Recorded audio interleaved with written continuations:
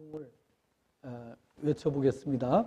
자, 제가 샬롬 하면은 여러분 큰 소리로 부흥 이렇게 외쳐주시기 바랍니다. 샬롬! 예, 할렐루야. 한 번 가지고는 안 되겠죠? 한 번 더. 샬롬! 예, 한 번 더. 샬롬! 예, 할렐루야. 오늘은 모든 민족의 복음의 깃발을 꽂으라.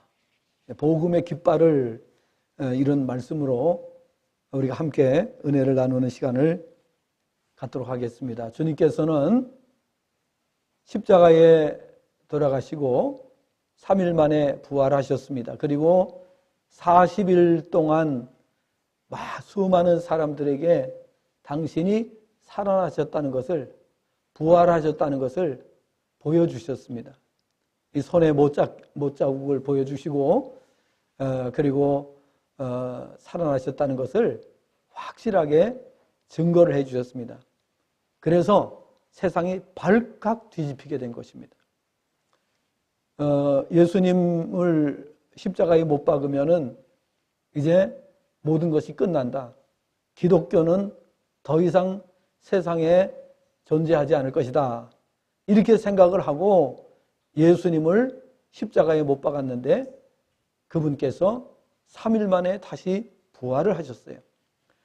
자, 그러다 보니까 그 당시에 최고로 두려웠던 나라가 로마라고 하는 나라입니다. 로마는 그 당시에 세계 최대의 강국이었습니다. 그런데 그 나라가 벌벌 떨었습니다. 왜 그런가 하면은 예수님을 죽인 나라가 바로 로마입니다. 예. 그러니까 자신들이 세계 최대의 강국인데 자신들의 말을 무시하고 그런 예수님을 십자가에 못 박은 것입니다. 그럼 이제는 끝났다라고 생각을 했는데 예수님이 3일 만에 부활을 하시고 40일 동안을 온 곳에 다니시면서 내가 살아났다. 내가 살아났다. 이 말을 듣고 뒤집히지 않을 수가 있습니까? 이 말을 듣고 충격을 받지 않을 나라가 없는 것입니다. 그래서 예수님의 연표가 전 세계가 사용할 수밖에 없게 된 것입니다. 지금까지도 우리는 예수님의 연표를 쓰고 있습니다. 2023년이라고 하는 이 연표는 바로 예수님의 연표입니다. 그래서 우리는 역사를 말할 때에 서기, 믿지 않는 사람들은 서기 몇 년 이렇게 말하죠. 우리 믿는 사람들은 주후 몇 년 이렇게 말합니다. 그런가 하면은 예수님이 살아나셨기 때문에, 부활하셨기 때문에 예수님은 하나님의 아들로 이 땅에 오셨고 그 예수님을 믿는 사람들은 역사를 주후라 이렇게 부르게 되는 겁니다. 그래서 주 2023년이 바로 금년이 되겠습니다. 로마가 뒤집어졌어요. 세계 최대의 강대국이었던 로마가 뒤집어지니까 나머지는 도미노의 현상에 의해서 다 무너지게 된 거예요. 예수님을 거부하던 나라들이 예수님을 인정하지 않을 수 없는 나라들로 바뀌게 된 것을 볼 수가 있는 것입니다. 우리가 전하는 복음은 바로 이것입니다. 예수님은 이 땅에 구원자로 오셨고 그 구원자를 성경에 보니까 알아보지 못한다고 그랬어요. 영적으로 거듭나지 못한 사람들은 예수님이 구주가 되시는 것을 알아보지 못할 것이라고 성경에 예언이 되어 있습니다. 그 예수님이 이 땅에 오셔서 우리를 위하여 고난을 당하시고 십자가에 못 박히시고 그리고 우리의 죄를 사해 주시고 3일 만에 부활하셔서 온 세상이 하나님의 능력을 보게 해 주신 것입니다. 이제 우리가 전하는 것은 이 복음인 것입니다. 하나님께서 세상을 사랑하시고 이 세상을 지으신 하나님께서 이 세상을 행복한 세상으로 만들어 주시기 위해서 독생자 예수 그리스도를 이 땅에 보내주셨습니다. 그래서 그 아들을 믿는 자들에게는 구원을 주시겠다고 약속하셨습니다. 요한복음 3장 16절에서 하나님이 세상을 이처럼 사랑하사 독생자를 주셨으니 이는 그를 믿는 자마다 멸망하지 않고 영생을 얻게 하려 하심이라 라고 말씀을 하셨습니다. 그리고 그 예수님을 믿는 개인과 가정과 가문과 국가 어디를 가든지 이 복음이 들어가게 되면은 성경의 약속과 같이 모든 가난의 저주에서 벗어나게 된다. 약속하셨어요. 그래서 복음이 들어가는 개인도, 가정도, 가문도, 국가도 못 사는 데가 없어요. 전부 다 하나님의 복으로 잘 살게 되죠. 그래서 복음이 들어가기만 하면은 그 나라가 어느 나라든지 전부 다 깨어나게 되고 잘 사는 나라로 바뀐 것을 지금까지 세계 역사가 그대로 보여주고 있습니다. 증명하고 있습니다. 저 유럽 같은 유럽이 그렇게 됐죠. 유럽이 복음이 들어가면서 완전히 새로워지게 됐죠. 해적단들이 출몰하는 그런 북유럽이었습니다. 그랬던 북유럽이 복음이 들어가면서 완전히 새롭게 되었어요. 잘 사는 지역으로, 발전하는 지역으로 바뀐 것을 볼 수가 있습니다. 그리고 그렇게 된 데에는 복음을 위해서 헌신한 분들이 계셨습니다. 복음을 위해서 자기의 젊음을 송두리째 바쳤던 그런 귀한 분들이 계셨습니다. 덴마크 같은 나라는 그름뚜비 목사님이 들어가셔서 그곳에서 젊음을 다 바치면서 복음을 전하셨어요. 그래서 정말 농사도 지을 수 없었던 덴마크입니다. 원래 땅이 척박하고 그리고 기후가 낮기 때문에 농사도 짓지 못하는 그런 땅이었습니다. 그런 땅에 이 그름뚜비 목사님이 해안가에다가 방풍림을 조성을 합니다. 그리고 농사를 지으면 다 죽어요. 뭘 심어도 다 죽어요. 그런데 계속해서 종자를 개량을 하면서 그 땅에서 기후에 견딜 수 있는 그러한 식물을 갖다가 개발하고 그리고 그 땅이 얼마나 변화가 됐는가 하면 세계 제1의 낙농국가가 되었습니다. 이 소를 키우는 낙농국가. 덴마크 유명하잖아요. 낙농국가. 세계 1등 국가가 됐습니다. 그래서 그 나라가 정말 얼마나 부유한 나라가 됐는가 하는 것을 우리가 알 수가 있습니다. 이렇게 가난한 나라, 버려진 땅, 이러한 땅에 복음이 들어가면 하나님께서 복을 주시는 줄로 믿습니다. 그래서 스위스, 또 덴마크, 또 노르웨이, 이 북유럽에 있는 나라들이요, 복음이 들어가면서 영국은 말할 것도 없고 영국이 나중에는 기독교 국가가 되죠. 해가 지지 않는 나라로 알려진 영국이, 그러니까 로마가 멸망하고 나서 그 다음에 이제 유럽이 전 세계에서 부각되면서 영국은 로마를 대신해서 세계 1등 국가가 됩니다. 그래서 해가 지지 않는 나라, 전 세계에 식민지를 두고 있는 그런 나라로 발돋움하게 되는 것을 볼 수가 있습니다. 자, 그래서 이렇게 복음이 들어가기만 하면은 그곳이 어느 곳이든지 농사가 안 되고 척박한 땅, 그 다음에 사람들이 인간성이 다 무너지고 그런 땅도 복음이 들어가면 사람도 바뀌고 복음이 들어가면 땅도 바뀌고 복음이 들어가면 모든 것이 달라지는 역사가 일어난다는 것이 지금까지 역사의 증거인 것입니다. 미국은 어떻습니까? 원래 미국은 원주민들이 살던 땅이에요. 인디안 원주민들, 옛날에 인도인 줄 알았어요, 거기가. 그래서 인디안이라고 부르는 거예요. 사실 거기에 인도가 아니잖아요. 그러니까 처음에는 모를 때에 거기에 인도인 줄 알고 인디안들이 산다고 이렇게 지금도 이제 그렇게 알려지고 있는데요.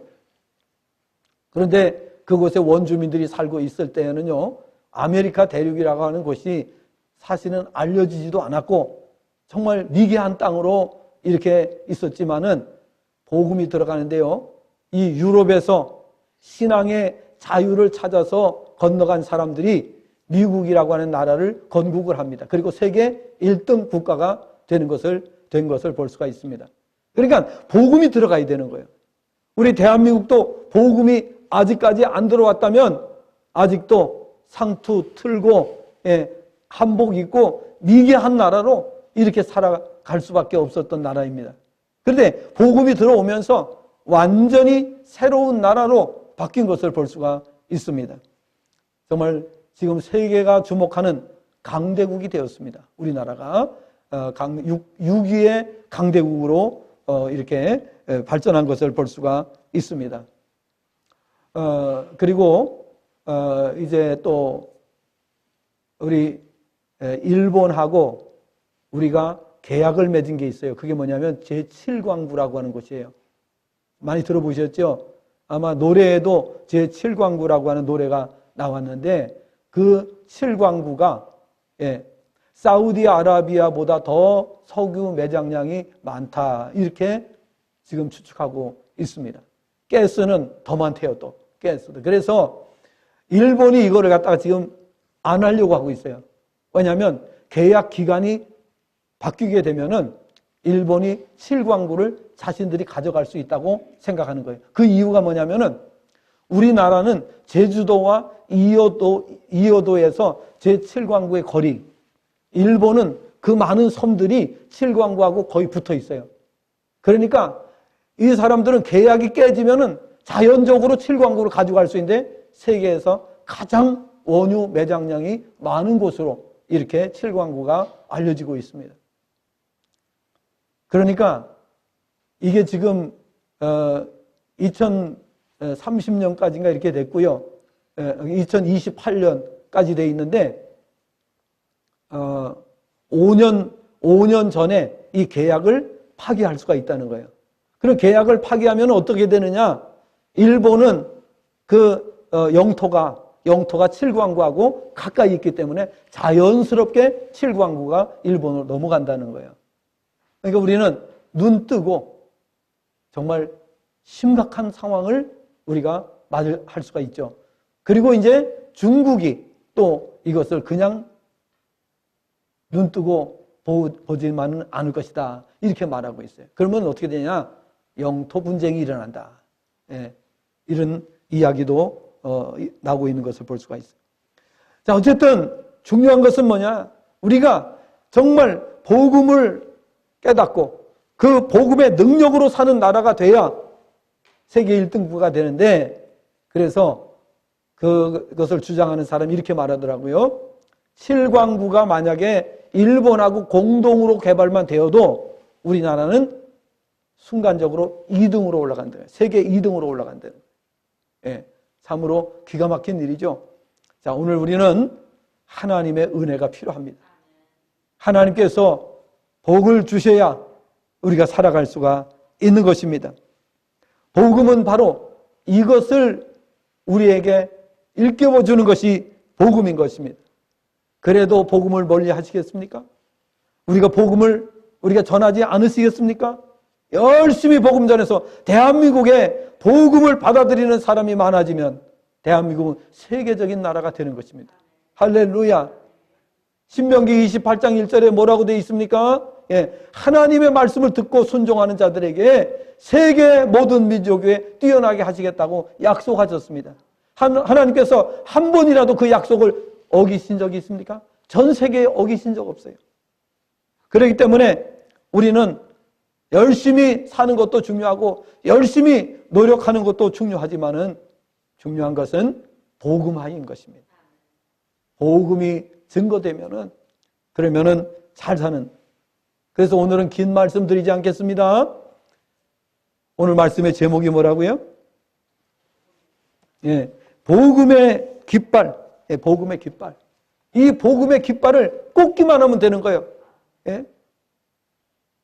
그러니까 사람들이 알든지 모르든지 우리는 복음의 깃발을 가서 꽂아야 돼요. 지금 여러분은 복음의 깃발을 꽂으신 분들이에요. 어디에다가? 가정에다가 복음의 깃발을 꽂았어요. 그렇죠? 기도하는 가정, 우리가 가정 복음화를 위해서 열심히 기도하는 것은 우리가 가정에 복음의 깃발을 꽂은 거예요. 그리고 자녀들에게 계속해서 복음을 전해야 됩니다. 그리고 우리 가족들에게 계속해서 복음을 전해야 됩니다. 그리고 가문에 복음을 전해야 돼요. 이것이 바로 복음의 깃발을 꽂는 거예요. 복음의 깃발을 꽂아 놓으면 언젠가는 돌아오게 돼 있어요. 하나님을 이길 수 있는 사람은 없기 때문이에요. 하나님을 이길 수 있는 사람이 있다고 말씀드렸죠. 힘으로는 하나님을 이길 수 없고 그 어떤 수단과 방법으로도 하나님을 이길 수 없어요. 그런데 하나님을 이기는 자가 있어요. 누구라고 그랬죠? 하나님을 이기는 자는 누구라 그랬어요? 그럼 성경에서 하나님을 이긴 사람이 한 사람이 나와요. 누굽니까? 야곱이죠, 야곱. 야곱이 하나님을 이기고 나서 이름이 바뀌어졌어요. 뭘로? 이스라엘로 바뀌어졌어요. 그래서 하나님을 이기는 방법이 딱 한 가지가 있어요. 그게 바로 뭐예요? 지난주에 말씀드렸어요. 오래된 것도 아니에요. 지난주에 말씀드렸어요. 어떤 사람이 하나님을 이긴다고요? 우리 안장로님. 안장로님? 누가 하나님을 이긴다고요?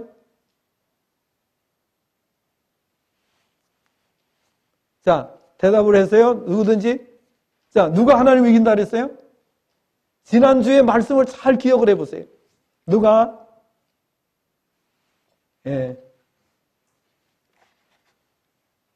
누가 하나님을 이긴다고요? 하나님의 자녀의 권세를 사용하는 사람이 하나님을 이긴다. 기억나시죠? 부모가 누구를 이길 수 없다고요? 자식을 못 이긴대. 자식 이기는 부모가 없대. 왜? 자식은요, 부모 앞에서 떼를 쓰기 때문에. 그래서 자식을 못 이기는 거예요. 성도가 하나님을 이겨요. 야곱처럼. 왜? 하나님의 자녀의 권세를 사용하기 때문에 이길 수 있는 거예요. 오늘 말씀을 통해서 우리가 세 가지를 말씀드립니다. 자, 모든 민족의 복음의 깃발을 우리가 왜 꽂아야 되느냐? 복음의 깃발을 꽂으면 언젠가는 돌아오게 되어 있습니다.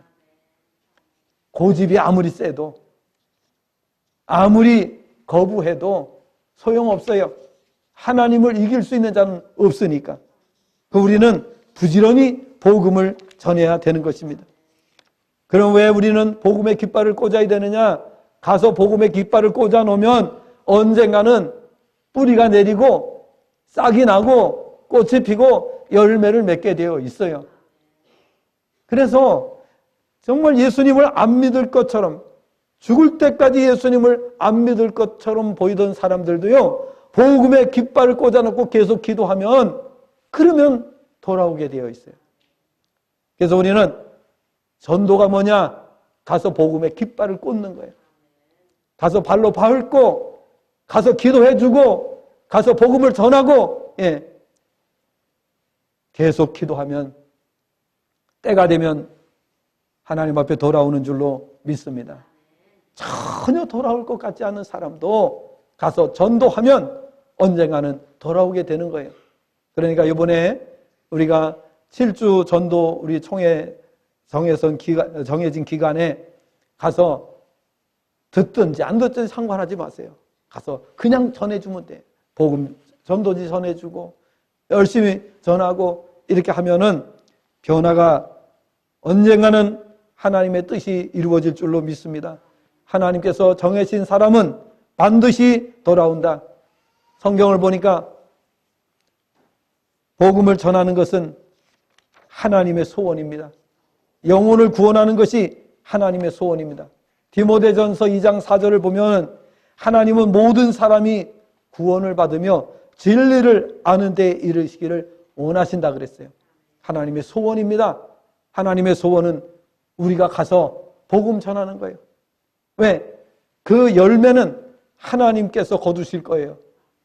우리가 할 것은 가서 복음을 갖다 뿌리는 거예요. 복음의 씨를 우리가 뿌리는 거예요. 그리고 기도하고 가고, 그 다음에 복음 전하고 나서도 계속 기도하고, 이렇게 할 때에 반드시 그들이 돌아오게 된다 하는 것입니다. 두 번째로는 하나님의 소원을 이루는 길에 대해서 말씀을 드립니다. 오늘 18절부터 20절까지의 말씀, 이제 읽으신 말씀대로 우리가 하나님의 소원을 이루기 위해서는 첫째, 하나님께서 주신 권세를 사용해야 된다라는 것입니다. 하늘과 땅의 권세를 내게 주셨으니 이렇게 말씀하셨어요. 그래서 하나님의 권세를 가지고 우리가 하는 거예요. 우리의 실력을 가지고 하는 것이 아니라, 우리의 말주변을 가지고 하는 것이 아니라, 우리의 능력으로 하는 것이 아니라, 하나님께서 주신 권세를 가지고 나아가서 복음을 전하라는 것입니다. 18절에서 하늘과 땅의 권세를 내게 주셨다 그러므로 라고 말씀을 하고 있습니다. 사도행전 1장 8절에서 오직 성령이 너희에게 임하시면 너희가 권능을 받고 예루살렘과 온 유대와 사마리아와 땅끝까지 이르러 내 증인이 되리라 말씀하셨습니다. 오늘 하나님의 소원을 이루기 위해서는 하나님 주신 권세를 사용해야 됩니다. 고린도전서 4장 20절의 말씀을 보니까 하나님의 나라는 말에 있지 아니하고 오직 능력에 있다 그랬습니다. 그래서 능력은 우리에게서 나는 게 아니에요. 하나님께서 우리에게 능력 주실 때에 능력을 나타낼 수 있는 거예요. 우리에게서 나타난다고 생각하면 안 되죠. 절대로 안 되죠. 하나님께서 우리에게 능력을 주실 때에 능력이 나가는 거예요. 그래서 우리는 겸손하게 하나님만 의지해야 되는 거예요. 하나님이 도와주지 않으면, 성령이 역사하지 않으시면은 결코 능력이 나가지 않습니다. 그 다음에 하나님의 소원을 이루는 길은 두 번째로 사명을 감당하는 곳으로 가라는 것입니다. 그냥 우리 자리에 앉아 있으면 안 돼요. 가야 돼요. 어디로?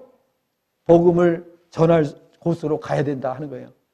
가정도 거기에 해당되죠. 우리의 직장, 우리의 사업장, 우리가 가는 곳, 만나는 모든 사람이 바로 우리가 사명을 감당해야 될 대상이라는 사실을 기억을 하시기를 바랍니다. 그래서 성도는 사명의 자리로 나가야 됩니다. 그리고 세 번째로는 모든 민족을 제자로 삼아야 한다는 것입니다. 제자로 삼기 위해서는 어떻게 해야 됩니까? 복음의 깃발을 꽂고 말씀드린 대로 준비기도 철저하게 하고 가서 복음의 깃발을 꽂고 그리고 계속해서 기도해야 됩니다. 그럴 때에 하나님께서 어떤 사람은 짧은 기간 동안에 나오지만은 어떤 사람은요 10년이 지나서 나오는 사람도 있어요. 어떤 사람은 20년이 지나서 나오는 사람이 있어요. 어떤 사람은 30년이 지나서 나오는 사람, 어떤 사람은 죽을 때 믿는 사람이 있는 걸 볼 수가 있어요. 어쨌든 우리는 기도해 놔야 돼요. 그렇죠? 우리는 기도에 그물을 쳐놔야 걸려들게 돼 있어요. 우리 그런 염려할 필요가 없어요. 그는 어차피 우리 능력으로 하는 게 아니기 때문에 하나님의 능력으로 하는 것이기 때문에 속담에 이런 말이 있어요. 우연히 던진 돌에 개구리가 죽는다. 그런 말이 있어요. 그러니까 우리가 복음을 전하는 것도 하나님의 약속의 말씀을 믿고 그대로 행하는 그런 우리의 순종이 필요하다는 사실을 아셔야 되는 것입니다. 그 다음에 오늘 말씀을 보면 성삼위 하나님의 이름으로 나갈 것을 말씀하고 있습니다. 아버지와 아들과 성령의 이름으로 세례를 베풀 것을 말씀하셨습니다. 그러므로 우리는 성삼위 하나님의 이름으로 나가셔야 되는 것입니다. 그리고 다섯 번째로는 주님께서 명령하신 모든 것을 지키도록 하라는 것입니다. 이제 주님 앞으로 나온 사람들에게는 말씀을 지키도록 해야 돼요. 왜냐하면 말씀을 지키면 하나님의 능력이 나타나게 되어 있습니다. 그래서 병든 자가 고침을 받고 죽은 자가 살아나기도 하고 귀신이 쫓겨나기도 하고 또 기적이 일어나고 이런 역사가 일어나는 것입니다. 그리고 마지막에 여섯 번째로는 주님께서 세상 끝까지 끝날까지 함께 하신다는 것을 믿고 하라는 것입니다. 우리는 하나님이 함께 하지 않으시면은 우리 말주변을 가지고는 할 수가 없어요. 모세 선지자가 뭐라 그랬습니까? 저는 입술이 뻣뻣한 사람입니다. 제가 어떻게 애굽에 가서 이스라엘 백성을 인도할 수 있겠습니까? 라고 말한 것을 볼 수가 있어요.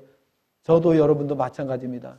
우리가 말을 잘해서 전도하는 게 아니고 우리는 그냥 심부름한다라고 생각을 하시면 되는 것입니다. 세상 끝날까지 모든 날들에 함께 하시는 주님을 믿고 나가야 됩니다. 마지막으로 하나님의 소원을 이루는 자에게 주시는 하나님의 권능에 대해서 우리가 알아야 됩니다. 마태복음 10장 1절 8절에 보니까 예수께서 12제자를 부르사 더러운 귀신을 쫓아내며 모든 병과 모든 약한 것을 고치는 권능을 주셨다. 예. 병든 자를 고치며 죽은 자를 살며 나병 환자를 깨끗하게 하며 귀신을 쫓아내되 너희가 거저받았으니 거저주라. 왜 우리가 이런 것이 안 됩니까? 안 나가기 때문에 안 되는 거예요. 전도 안 하기 때문에 안 되는 거예요. 전도하면 저도 COT를 계속 하잖아요. 가서 할 때마다 역사가 일어나요. 안 하고 가만히 있으면 아무 역사 없어요. 나가니까 역사가 일어나는 거예요. 그러니까 우리가 전도하라고 할 때 하면은 능력을 주시는데 가만히 있으니까 안 나가니까 능력이 안 나타나는 거예요. 자꾸 나가서 해보면은 실력이 늘고 또 노하우가 생기고 그렇게 되는 거죠.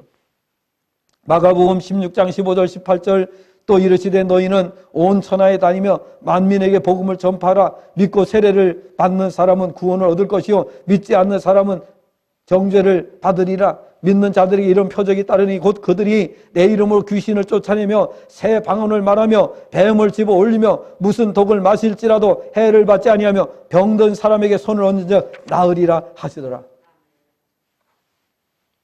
하나님께서는 전도자에게 권세를 주십니다. 그래서 반드시 우리는 성령님과 함께 가야 됩니다. 덜렁덜렁 나 혼자 가면은 아무 역사 일어나지 않습니다. 그래서 전도자가 전도를 못하는 이유가 뭐냐면은 자기가 한다고 생각하기 때문에 아무 역사가 일어나지 않습니다. 성령님 의지하고 성령님 도움을 요청하면서 성령님 어떻게 말할까요? 성령님 지금 저 험상궂은 준 사람이 나타났습니다. 성령님 어떻게 해야 될까요? 어떤 말을 해야 될까요? 이거를 성령님과 계속 우리가 의논하면서 성령님의 도움을 구하면서 전도해야 되는 거예요. 근데 그런 의식이 없으니까 전도를 잘 할 수가 없는 겁니다. 모든 게 다 마찬가지. COT 할 때도요. 계속 성령님과 의논해야 돼요. 그냥 하는 게 아니에요. 그냥 하면 어림도 없습니다. 계속 의논하면서. 어떻게 해야 될까요? 가면서도 기도하고 사람 만나고도 기도하고 계속 어떻게 해야 될지를 성령님과 의논하면서 성령님 도움을 구해야 돼요. 그걸 안 하니까 안 되는 거죠. 전도도 역시 안 돼요. 전도도 성령의 권능으로 하는 거예요. 그래서 성령이 너희에게 임하시면 이렇게 말씀하고 있어요. 누가복음 4장 18절 19절에서는 또 뭐라고 있어요? 주의 성령이 내게 임하셨으니 예수님도 그렇게 말씀하셨어요. 근데 주님도 성령의 권능으로 하셨는데 우리가 무슨 재주를 가지고 인간적인 실력을 가지고 한단 말입니까? 말 같지도 않은 얘기고 말도 안 되는 얘기입니다. 그래서 성령의 능력을 의지하셔야 되는 것입니다. 하나님께서 전도자에게 권세를 주십니다. 그 권세는 사용할 때 알게 됩니다. 사용해보지 않은 사람은 그 알 수가 없어요. 나가서 전도해봐야 하나님께서 역사해요. 그래서 처음에는 잘 안 되는 게 우리가 경험도 없고 잘 모르기 때문에 안 되는 거예요. 자꾸 하다 보면 실패도 하고 노하우가 생기면서 할 수가 있는 거예요. 근데 안 하는 사람은 평생 전도 못해요. 좀 불쌍하게 살다 가는 거예요. 인생을. 그렇죠. 우리가 돈이 없어도 영혼 구원하는 것은 할 수 있거든요. 하나님 주시는 능력으로 하면 되기 때문에 우리는 무조건 가서 전도해야 돼요. 나가서 복음 전해야 돼요. 전도진 하나 줘야 돼요. 그래서 이제 이번 화요일 날은 우리가 교회 노예 행사가 있잖아요. 노예 행사가 끝나고 나면은 이제 본격적으로 또 전도지 또 돌리셔야 돼요. 그렇게 해서 듣든지 안 듣든지 전해야 됩니다. 그러므로 전도하는 사람은 이처럼 놀라운 권능을 나타내며 살게 된다는 사실을 알고 행복한 성도가 되시기를 바랍니다. 하나님의 소원은 모든 사람이 구원을 받고 모든 사람이 영원히 행복하게 되는 것이 하나님의 소원입니다. 하나님이 지으셨기 때문에 하나님께서 지으신 백성을 하나님 그냥 버려두지 않으시는 거예요. 하나님은 창조자시고 인생은 피조물이기 때문에 하나님께서는 모든 사람이 행복해지기를 원하시고 불행에서 벗어나기를 원하시는 것입니다. 그래서 우리는 부지런히 전도하고 선교하는 일을 힘써야 됩니다. 선교는 전도는 나도 행복하고 모두가 행복해지는 일입니다. 모두가 잘 사는 길입니다. 이것이 하나님의 소원입니다. 하나님의 소원을 이루어드리는 일에 최선을 다하는 저와 여러분 될 수 있기를 주님의 전함으로 축복합니다. 기도하겠습니다. 주님 은혜와 사랑을 감사